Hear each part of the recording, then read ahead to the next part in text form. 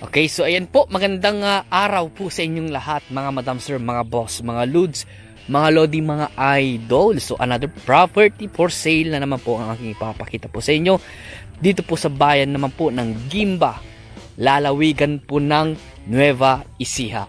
So ito na po yung property na ibinebenta, kalahating hektarya po ito. Pero sabihin ko na rin po sa inyo na ito po ay naka-mother title. So ang kabuuan nung nasa titulo na sukat ay mahigit 1 hektarya daw, pero ang binebenta po nila ay 5,000 square meter lang daw po. So ang presyo po ng property na to ay 1.2 million. Nakaalong cemented road, 2 lane, meron pong power line tsaka internet connection. Nawasa, may nawasa na ba dito, boss? Diyan, may nawasa na dito? Nawasa? Kung mayroon nawasa, ayun, meron nga po nawasa. At ang source of water dito nawasa at saka pwede tayong mag deep well. So may power line, may internet connection. Ito po yung way napapunta po sa National Highway Nueva Ecija Tarlac Road. At ang layo po niya sa ano ba yung exit nito? Pura exit na sa mga 15 minutes driving po siguro. And then ang layo po niya sa National Highway siguro na sa mga kulang-kulang 2 kilometro po.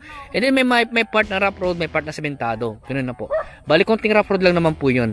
So ito na po yung property na ibinibenta, 5,000 square meter, naka-mother title.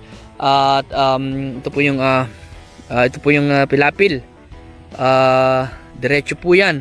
Tapos dito naman po, gagawin po siya dito. Siguro estimate ko po frontage po niya na sa mga 10 to 15 meters po siguro ang estimate po namin. Hanggang dito daw sa part na ito. Yun ang sabi sa amin.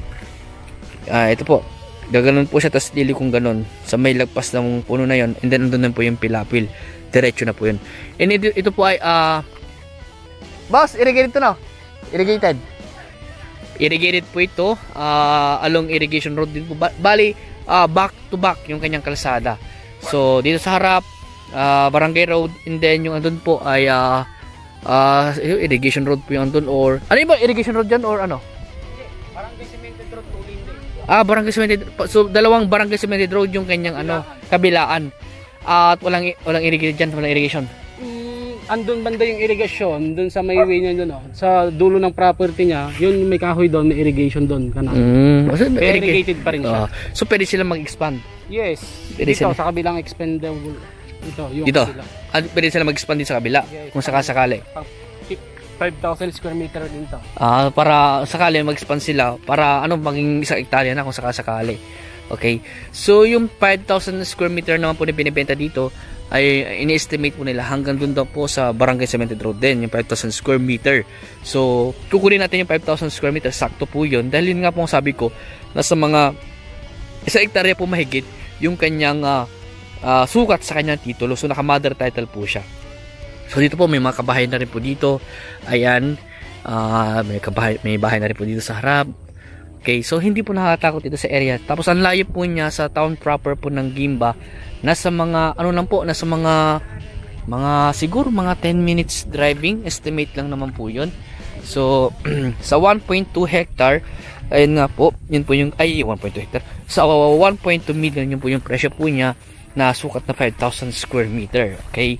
So ito po ay titled property. Okay? And then kung hindi po updated yung kanilang amilyar, ay babayaran po nila yon. So reason kung bakit nila binibenta, kasi matanda na rin po ang may-ari po nito, kaya siguro nangangailangan na rin po ng pera. Maybe yun nga, kailangan nila ng pera po dahil matanda na rin po, kaya binibenta na po nila. So siguro pag nag-earnest money po tayo, nag-down, doon na po nila siguro kukunin yung pambayad po nila sa kanyang amilyar. Okay, so yan po, barangay road din po yan. So barangay road din po yung dulo ng property. So back to back po yung kalsada. Pwede kang mag-gate doon, pwede kang mag-frontage doon, siguro nasa mga mas muluwang siguro nasa mga 30 meters po siguro doon sa bandaron, or mga 20 to 30 meters po estimate po namin. And then dito nga rin po, barangay road po ito, nasa lang, yung nga sabi ko, nasa mga 10 to 15 meters lang po dito yung frontage po niya. Ayan.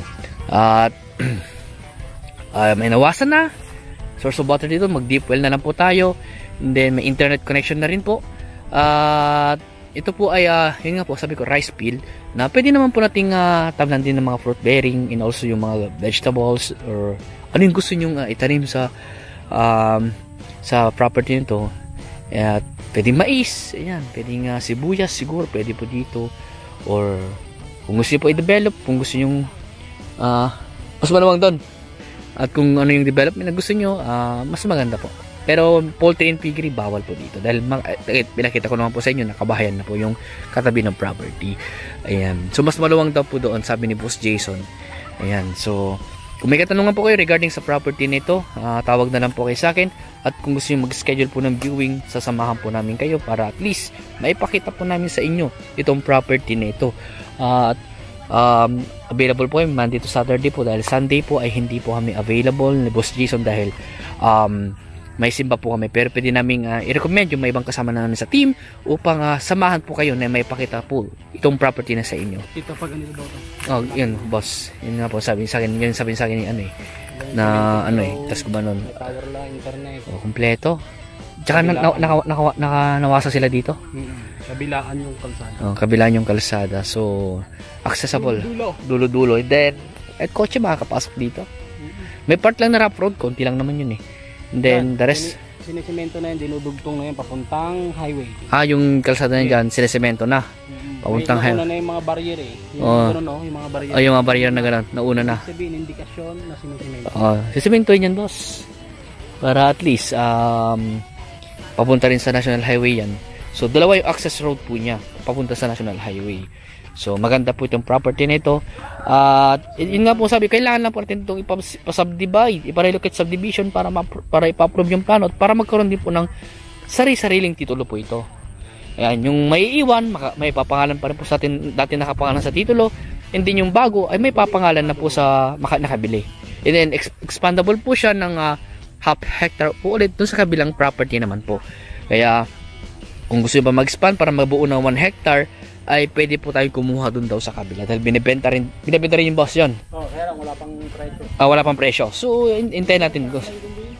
Baka hindi nagkakalayo din kasi same lang din na area, same price lang din yan. Pero hintayin pa rin natin yung presyo nila. Kasi hindi sila pwedeng tumaas ng presyo diyan eh. Ayan, para hindi nila So hanggang dito po muna. So please follow and subscribe po para sa ibang mga property na i-vlog po namin. And then pwede nyo pong i-share po itong video na to sa mga kakilala nyo or sa mga kapwa naming agent. Pwede nyo pong i-share yung mga video po namin, pero wag nyo lang pong i-re-upload yung mga video po namin. So ayan po, maraming salamat po and God bless.